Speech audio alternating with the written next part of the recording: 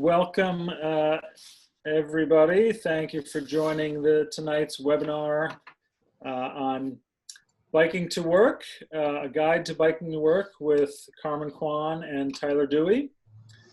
This is one of a number of webinars that Bike Durham is experimenting with this month as we go virtual with Bike Month this year because of the coronavirus.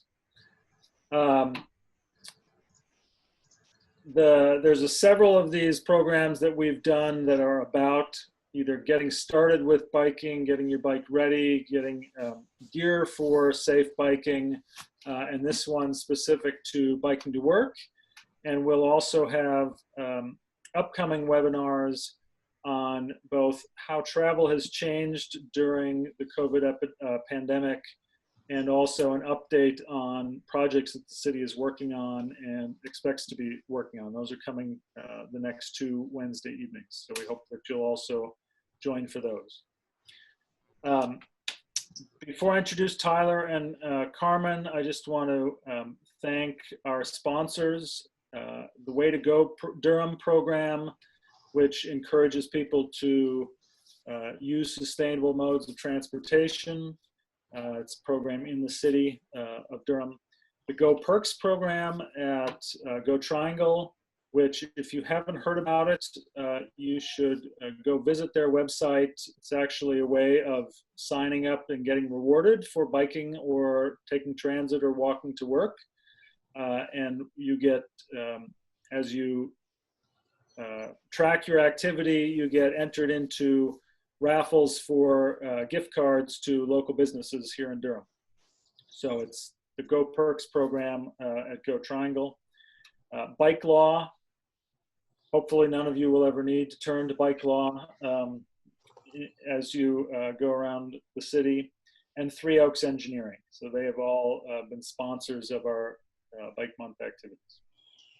And in addition to the webinars, hopefully you've already been there, but at bikedurham.org/bike month, you can see all the programs, including the rides that we're promoting with Ride with GPS app, ending the month with a scavenger hunt. There'll be 3 different levels of scavenger hunts. So I encourage you to take a look at that. I'm happy to have Carmen and Tyler here to go through their guide with you. They're longtime bicycle commuters. Carmen's working with public participation partners in Raleigh right now. And Tyler works with Duke's Parking and Transportation program. Tyler's also a league certified instructor. It's a bicycle safety instructor from the League of American Bicyclists. And both of them come to Durham, I think I've got this right, are coming to Durham from Athens, Georgia, where they're also a big part of the biking community there. Correct. So Carmen and Tyler, let me turn it over to you and take us through the guide. Great. Thanks, John, for that introduction. So as John mentioned, my name is Carmen. I am a city planner and I work for Public Participation Partners.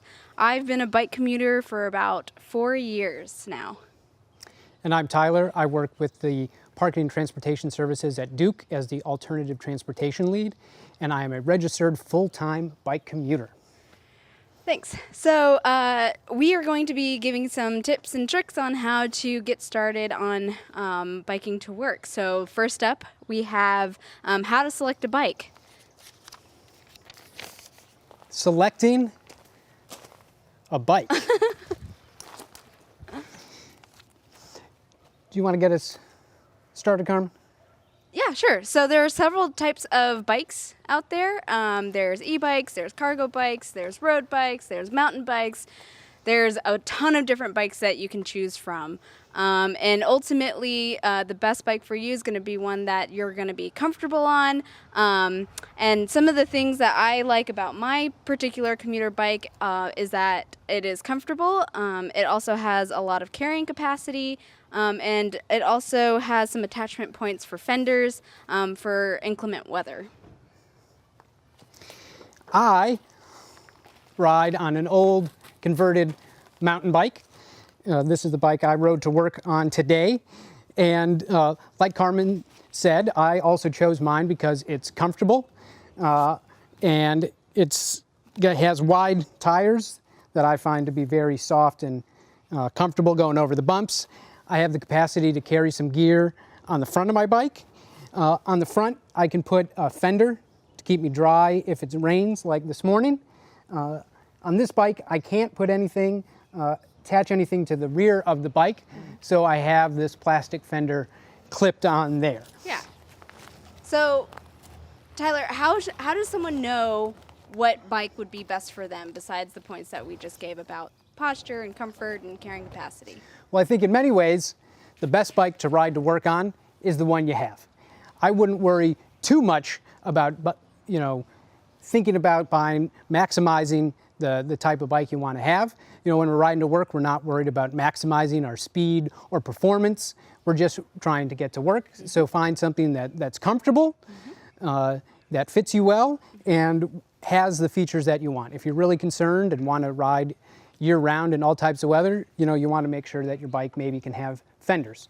But chances are there's always a solution to get you fixed up with all the features that you want. Yeah, and your local bike shop too can help you to retrofit your current bike that you already have. If you're not sure if you want to go 100% into bike commuting, seek some advice from your local bike shop, and they can get you set up as best as your bike's full potential. Alrighty, are we ready to transition to part 2? Yes. So we've selected a bike. Carmen has her bike commuter. I have my old mountain bike. So the next thing that is important is making sure that your bike is ready to ride. So we're going to talk about the ABCs of bike maintenance. Briefly, because Bike Durham recently did one of these webinars with Durham Cycles, and they went much more in depth about all the ins and outs of bike repair. They talked about fixing a flat, things like that. So we're just going to go over this very quickly. So the ABC Quick Check is just a nice, easy way to look over your bike and make sure it's in good riding order. And so the A stands for air. So before you ride, you just want to give your tires a squeeze to make sure they're still properly inflated. Especially if you're riding to work, maybe every day like I do. There may be a day where you go to hop on your bike and you realize that the tire is flat. Maybe That's something happened many times. Luckily not too many, but it has happened where there's something in the tire that's causing a slow leak. I don't notice it when I get home, but the next morning the tire is flat. So you want to give your tires a brief squeeze. The A stands for air. The B stands for brakes. You just want to squeeze your brakes. Make sure that the lever does not come all the way back to the handlebar. If that were to happen, it's a sign your bike needs more maintenance. You can look at the pads to make sure that they still have rubber on them. So A, air, B, brakes. The C stands for crank, which is this part of the bike. This part of the bike. And you just waggle them back and forth to make sure that your cranks aren't loose. Like so. Chain, you just want to look to make sure your chain isn't too dirty or too rusty. You should give it an oil every once in a while. And then cassette, which is this part. You want to make sure that your gears are working. So A, air, B, brakes, C, cranks, chain, cassette. If everything's good to go, your bike is ready to ride. Yep. And I believe that video is available on the Bike Durham website under the Get Starting tab. So we've talked about selecting a bike. We've talked about the ABCs. Next, we're going to talk about what to wear. Oh my gosh, what do you wear to ride to work? There's obviously a lot of specialized bike clothing out there. And for riding to work, it's ultimately what you're comfortable in. For shorter commutes, you might be able to ride to work in your work clothes. Or if you're not comfortable with that, or if you have a longer route to work, you can pack your work clothes and ride in something that you're a little more comfortable in. So I'm going to walk through a little, kind of like a checklist of what how I factor what I'm going to wear when I ride to work. So I check the weather first thing in the morning. I check for chance of precipitation, what it feels like outside, and Nope, those are the main two things I look at. And so depending on the weather, I might decide to bring my wear my work clothes with me, or wear my work clothes on my commute, or pack my work clothes and bring them with me. Another key thing when you're considering the weather is to know that you're probably going to get a little bit warm if your commute is longer than a mile. So my key trick is to dress for about 5 to 10 degrees warmer than it actually is. So if it's 50 degrees, dress as though it's 60 degrees. And then you can always bring a layer to layer on or off, depending on what you're more comfortable with. Another thing is if you're wearing work pants, then you might need some Velcro strips to help you to tie your right pant leg down so that it doesn't get caught in your chain, because if it gets caught in your chain, then A, it gets dirty, and B, it could cause some sort of accident or crash on your bike, and that would be really bad. Another thing that I consider important is shoe traction. Oftentimes, if the weather is bad, if it's rained recently, when you put your foot down on the pavement, you'll pick up the water and then you'll slide all over the place. So often what I do is I wear heavy-duty boots or sneakers, and I bring my work shoes, which are often lightweight, in a pack or on my bike. And then for some folks, you might have early morning meetings where you're meeting with your supervisor or a client, and you have to be prepped and ready to go as soon as you get to work. And in that case, what I usually do is I ride to work a little bit early and plan about 5 to 10 minutes in the morning, and bring a brush and maybe a face wipe or something, so that I can cool down and get prepped and ready to go as soon as I get to work. So that's what I do. Tyler, is there anything special that you'd wear? Or? There isn't anything special that I'd wear. I'm lucky enough that my ride to work is short enough. It's about 3 miles, that I always wear my work clothes, with one exception. I like the comfort and the traction of sneakers, so I ride in sneakers. And what I've done is one day I packed up my work shoes, rode them into the office, and I actually just leave them there. I leave them under my desk. And so I ride to and from work in my sneakers, and then I change into my work clothes when I get there. I find that even in the summer, as it gets really hot, it never gets so hot that I feel like I can't wear pants, so I just wear pants. And then maybe in the heat of the summer, I'll pack my dress shirt in my bag, or I'll ride with just my shirt unbuttoned and flapping open in the breeze, things like that. But I've been able to make it work just riding in my regular clothes. Yep. Okay, so we've covered some ideas on how to select a bike. We've covered the ABCs of bike maintenance. We've talked about what to wear. So now we'll talk about carrying stuff and what to carry. Carrying stuff and what to carry. Scene change. So again, both Carmen and I use racks and baskets. Mm-hmm. That is just a personal preference for us. So I rode to work today, so I put a bag inside my basket. And that I like to be able to take my bag out, put my bag in. That just works for me. But I also carry some tools. It's a dark color black bag with the saddle, but I carry a tool bag underneath my saddle.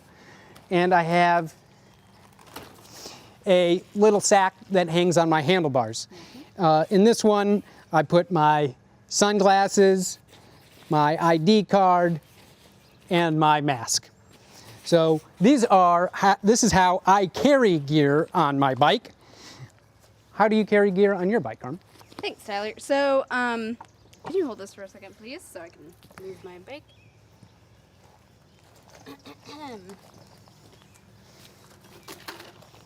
Thank you. So my bike, part of the reason I chose this bike is because it has specialized braze-ons for attaching racks and fenders. And racks are really useful because you can stack a basket on top, and then if you need extra carrying capacity, you can always put a pannier on it. And I find it just useful to be able to walk out in the morning and then just slip my bag on the inside of my basket, and then off I go. With bike packing kind of coming into popularity now, you don't necessarily need to have racks or specialized attachments on your bike. There's a lot of, there's more options of bags with more carrying capacity that attach to your seat tube or to your frame that allow you to retrofit your bike into being its own little pack mule. So I think we're also going to talk about some of the stuff we put in our bags. So again, today I actually haven't unpacked yet from my ride to work. So this is the stuff that I carried. I have glasses. So I rode my sunglasses this morning, but I have glasses so I can see when I get to the office. I have a pencil pouch that I've stuffed full of cords. So it is... Like chargers? Yeah, like computer chargers. There's my work phone. Maybe a light charger? Light charger as well, just all my cords. I have another pouch. This has a pen, USB drive, more charging cords, some headphones. I've got my notebook, utensils, so, because I took my lunch. Yep. And then on the back, I do ride with some tools and a spare inner tube. So if I were to have a minor mechanical problem on the ride, I could fix a flat tire, tighten things up as I'm riding along. Yeah, but I mean, even if you aren't so invested into starting to bike to work and you just want to try it out for a bit, but don't necessarily have the dedicated gear to carry on your bike, for the first, can you help me set this?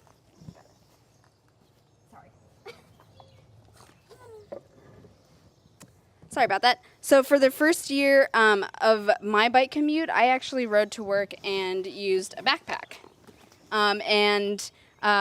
Yes, it got a little sweaty in the summer in Georgia, but it's really affordable. And I just used this simple backpack to carry my laptop, a spare change of clothes, my work shoes, and then anything else that I might need for that day.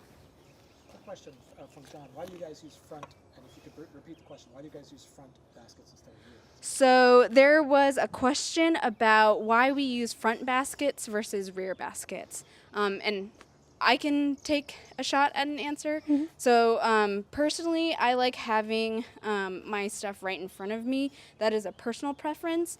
And I also find that depending on your bike, it might be more stable to have your basket in the front versus the back. I had a milk crate on a different bike that I first started bike commuting on, and it was really useful, extremely durable, a little on the heavy side, but what got me to convert to the front basket is that it was really unstable, especially when I would stop and I had a heavy load in the back. I am not too keen on the balance, so there were some times when I was wrestling with my bike to keep it upright at intersections, or even when I was dismounting or mounting. It's very similar for me as well. I find it's just some of it's personal preference, but I find when I have a lot of weight in the back, you can sort of feel the bike tip side to side a bit more noticeably than when I have the weight between my arms. Like in between the hands and the handlebars, when the weight's there, I feel like it's less noticeable. For me, it's also easier to grab stuff out of my bag. I'm gonna pause while a helicopter goes overhead.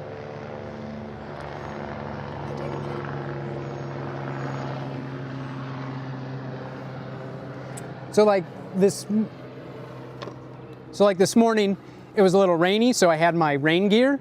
So I have a heavy rain poncho, and I like being able to either put that on my basket. I could do that at a stoplight. I could quickly take my rain gear off, stow it out of the way, rather than having to access the rear bags. Yeah, good question. Thank you. So we talked about selecting a bike, the ABCs, what to wear, carrying stuff, and what to carry. And now we're going to talk about choosing a route. Choosing a route.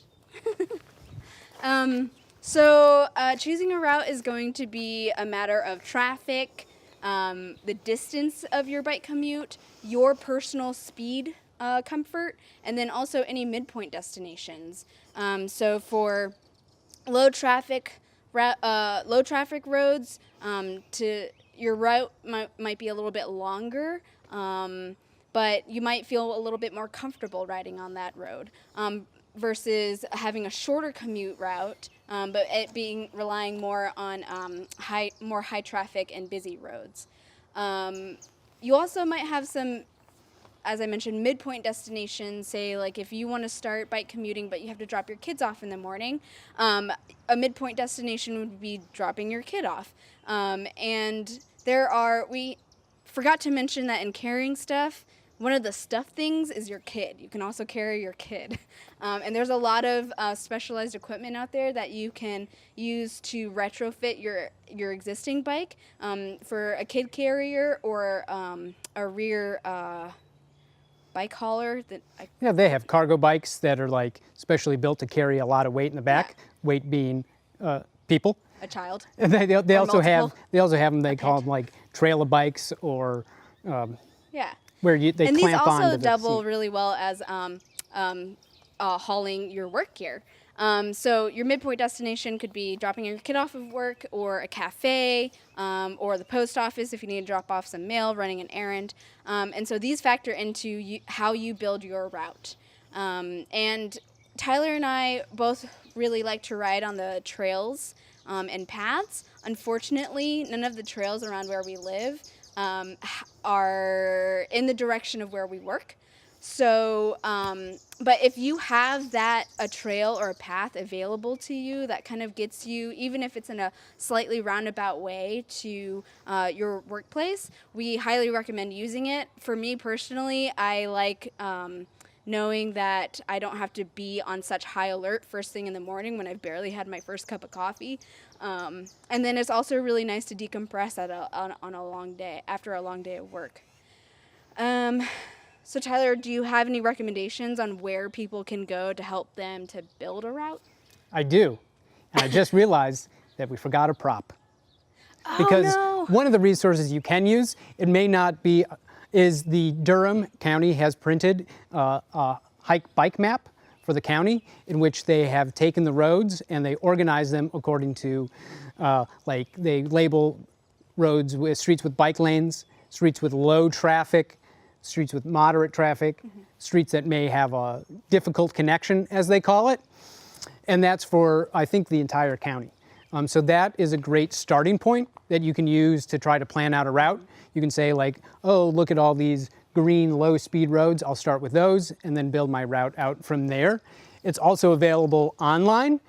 We find that it's a good starting point. It might not be the best idea to take it as absolute gospel on how your commute's going to be. Yeah. Some of those roads they list as traveled by experienced cyclists have more traffic, more car traffic, and higher speeds than I think a lot of cyclists and beginner riders may be comfortable with. So it may be a good idea you start with that and then use something just like Google Maps. You can use the street view to get down that street level to see what the infrastructure looks like, what the streets look like. Is there a bike lane? Is there a wide curb? Is there So one good thing that pavement? you could do is you could build it on the bike and hike map, and then go to Google Maps, and then use Google Street View and walk or Street View through your route just to see what the road conditions are like.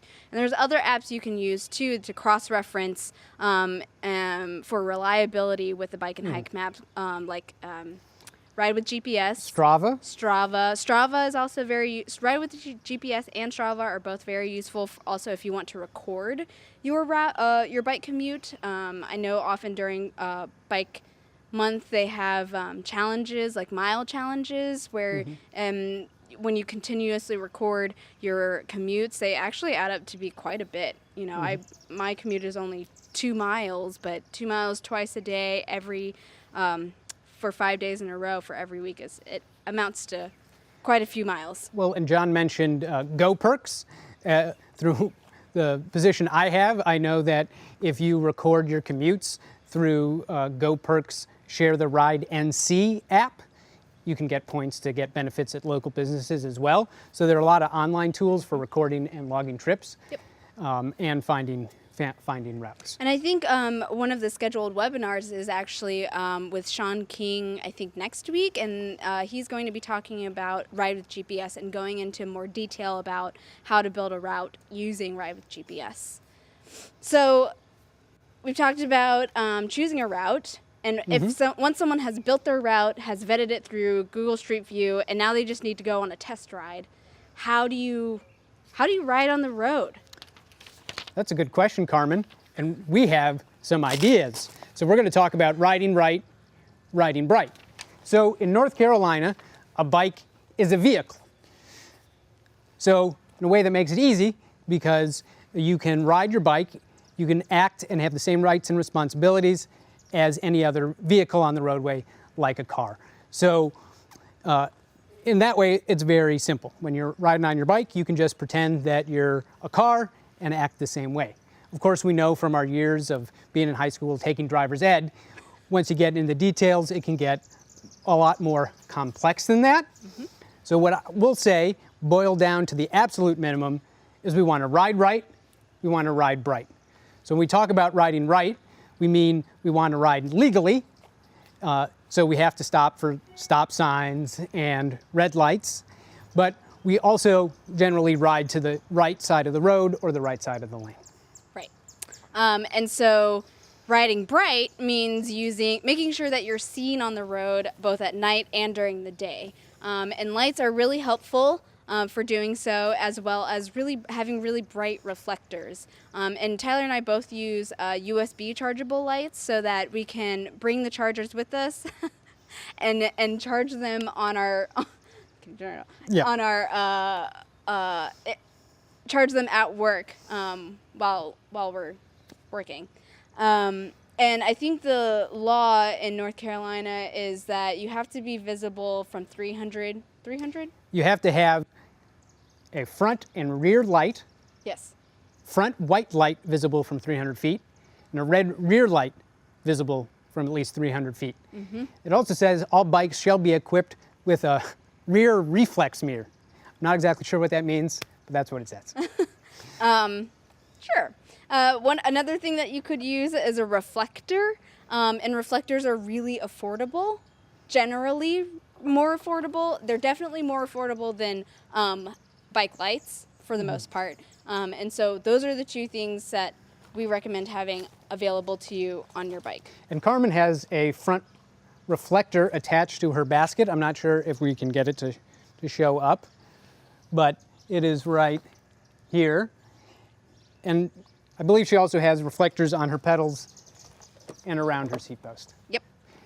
Reflectors are just, I find, not a bad idea just in case your lights fail. I used to ride with battery-powered lights, and they would sort of fail suddenly. And so it's nice to have sort of a backup on your bike in case something happens like that. Yeah, and sometimes in the morning, when the sun is like first coming up, or when you're on your way home from work and the sun is setting, it's very useful to have some of these reflectivity and light equipment.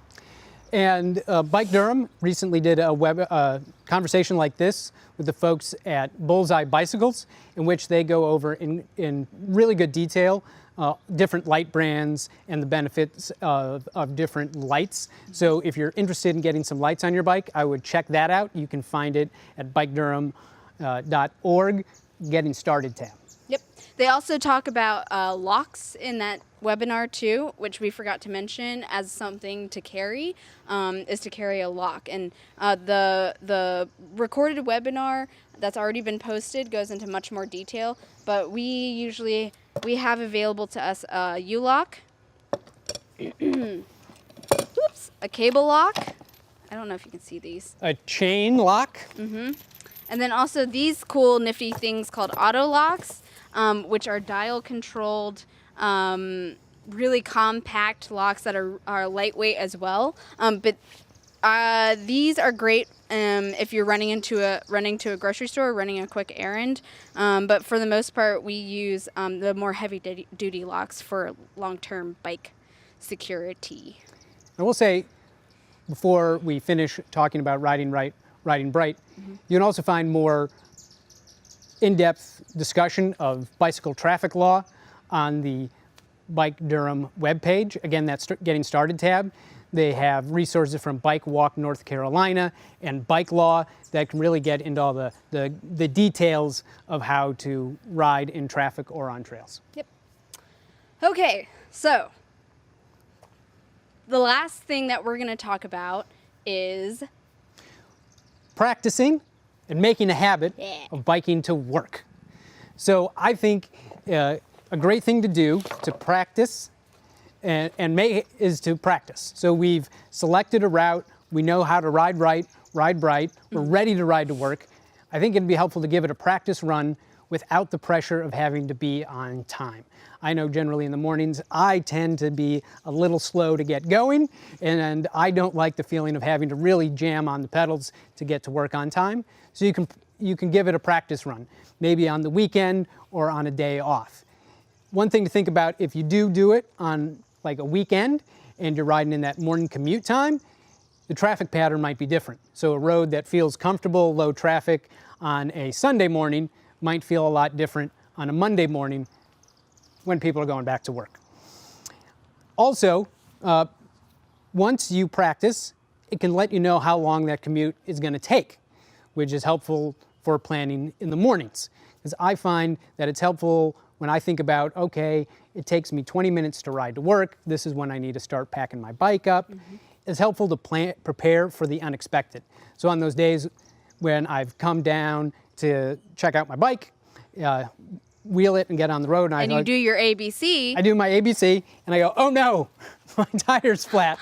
It's helpful to have a little bit of a cushion of some time that I can either quickly replace my inner tube or get a car to drive to work, get a ride, get an Uber, take a bus.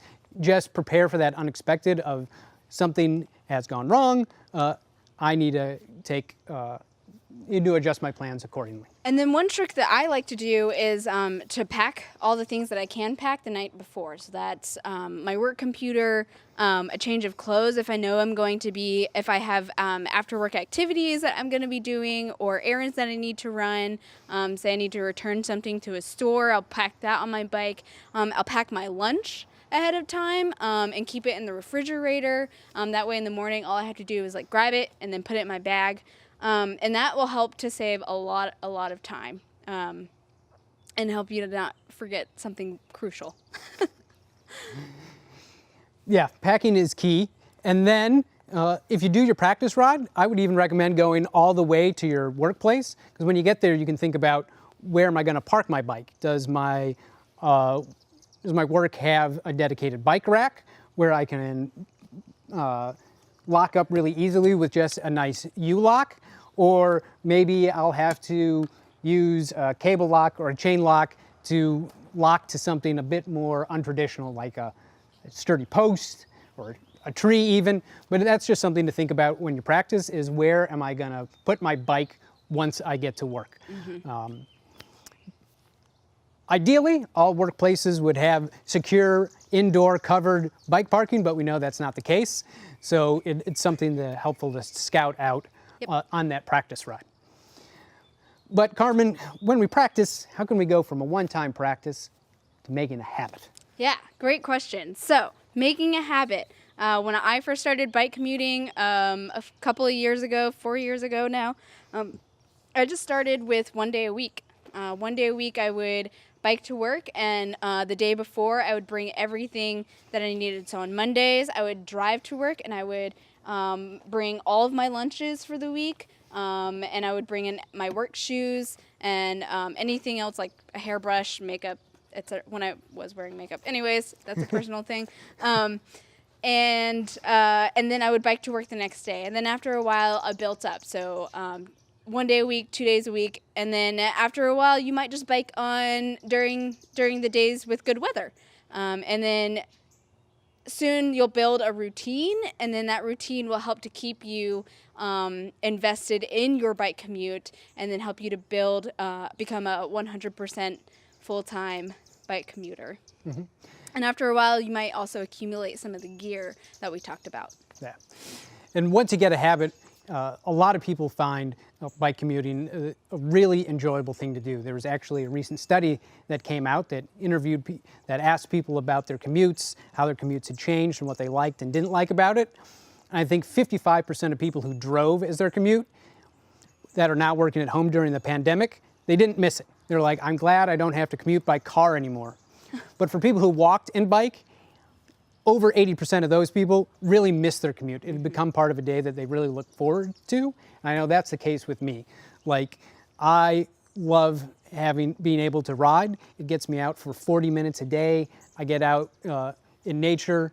I get to appreciate all types of weather. I get to see my neighbors and people in my community. I just love my commute. It's really become one of the highlights of my day. Yeah, and I really like commuting because it makes me feel accomplished first thing in the morning. It also helps to keep me energized throughout the day. I find that I wake up better when I've ridden to work. And yeah, I mean, that's pretty much it. Yeah, there are a lot of really nice benefits to riding to work. Yeah. And it's something to reach out to your employer about. There might be work benefits to riding as well. Yep. So it looks.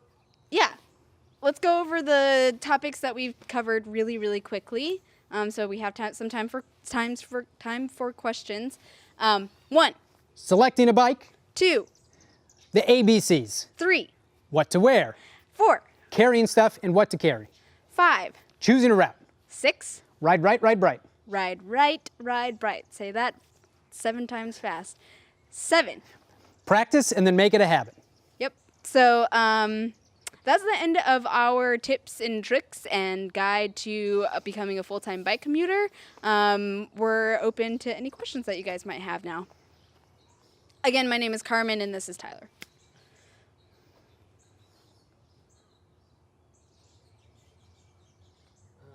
Can you say, I've got a question for you. Can you say in more detail what you might do when it rains? Mark just asked, can we say in more detail what we might do when it rains? I can show you what I do when it rains. So one thing that I find really helps is having fenders. That keeps the spray coming off your front tire from getting all over your feet. Like I rode earlier today and I didn't have rode earlier this year, I didn't have a front fender on my bike, and pretty much I was soaked from the knee down just from the spray coming up off the front wheel. So fender, if your bike can handle it, talk to your bike shop if you don't have the direct fender attachments. And then I use a poncho, which is super dorky and unfashionable, but it really keeps me dry. Like this one is like heavy duty, I think that's Big like Bird fisherman's cloth. And then it's a poncho. So when I ride, it goes over my handlebars, and that keeps my legs dry. So when you ride, if you don't have, even if you have a rain jacket, when you ride, you'll find that like the front of your thighs get wet from the falling rain. Mic. So this, did I lose my mic? No. Okay. So the poncho keeps my legs dry, and then with the fender keeping the spray off my legs, my lower half of my body stays dry, and I don't have to wear rain pants. So I'm going to talk about not having a poncho. I don't know. Could be the in thing. Okay, sure. Sure, Big Bird. Anyways, so I don't have a poncho. Usually what I wear is a lot of layers, especially if it's raining outside, because I'll probably get cold, and a rain jacket. Just a simple rain jacket. If you have a laptop or something that you are concerned about getting wet, I highly recommend investing in some sort of waterproof bag. Or for when I first started commuting and I had my backpack, I bought a backpack cover that people put over their hiking backpacks to keep everything dry in my book bag. Because there was one time I just rode home and everything was drenched inside my book bag and it was terrible. So that's what I do. And then I also usually, if it's raining that day, I will wear yoga pants or something that I don't mind getting wet, and then just bring a change of socks, a change of shoes, and a change of pants that day. Mm-hmm. Yep. And I believe I have seen people commute, they buy rain pants, and so they throw their rain pants on over their other clothes. Yep. That's also an option. It's just not, I went the poncho route. I also would recommend when it's raining outside to consider how warm you're going to be on your ride home. I recommend bringing a pair of gloves and a pair of ear warmers or something. Even like a running headband that you can fit under your helmet if you wear a helmet will be keeping your hands and ears warm outside when you're riding is key. That was the next and question. Toes. What do you do when it's very, very cold? Yeah, so I don't like the cold. I was just thinking about this yesterday night because it got really cold in the evening and I didn't like it. So I mentioned something about the 5 to 10 degree weather trick, which is add 5 to 10 degrees to the current temperature outside when you're getting dressed, and then that is the temperature that you should dress for. So if it's 40 degrees or 30 degrees outside, then you would dress for 50 or 40 respectively. And I find that you warm up really, really quickly on your ride. The first, 2 to 3 minutes, 4 minutes, especially if you're going downhill, are miserable, but once you hit that first hill and you really get your body warmed up, it's great. And like I just mentioned, as long as your hands, your ears, and your toes are warm, and then your core, I find that I don't get as cold as easily. And so having a vest like this one, or even just like a simple wind vest, is really, really helpful. Layers are your friend when riding in the cold. Yeah, I actually prefer commuting in the winter because I find it's easier to put layers on. And so, like in North Carolina, it's rare that it gets really, really like dangerously cold. Like it's very rare that it gets so cold that you're going to have to worry about frostbite or something like that. So I wear thick socks, and I generally wear like boots rather than sneakers just to keep my feet warm. I have some gloves. They're actually like half glove, half a mitten. So like they look like crab claws. So like both fingers are kept together. So I can still use my brakes like normal, but I get some of that mitten benefit. And then for a man at least, when I'm going to work, I'll, button up my top button. I'll put a coat on, and then I'll take either like a buff that I'll pull up over the bottom of my face or a scarf. I will say that I usually don't. The seasons when I usually bike to work in my work clothes are during the spring and the fall. I in the wintertime when it gets really, really cold, I will wear as many layers as possible, and it's easier to stack layers if you're wearing like a base layer and yoga pants, and then you just keep putting stuff on. Yeah, because in the winter I usually find my biggest problem is getting to work and being overly hot. I find that to be a bigger problem than being too cold out there. And what do you do in that case? So the follow-up question is, what do you do in the case of it being too hot? I usually take off my sweater and my jacket immediately. He rides to work unzipped, bare-chested. I'm just kidding. I usually go into the bathroom and towel off a bit.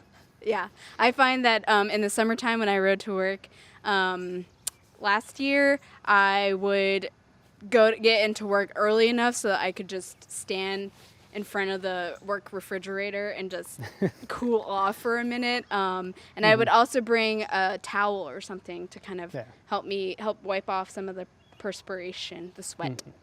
Here's the next question. How do you prevent helmet hair? Next question: how do you prevent helmet hair? You go bald.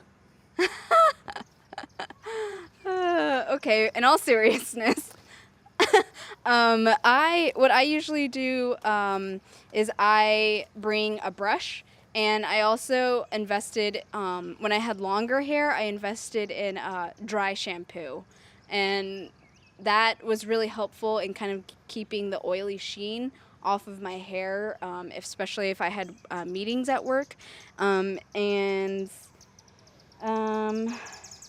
yeah, I mean, if you use styling products, it might be helpful to keep a small jar in your bag with you, and as well as a brush or a comb.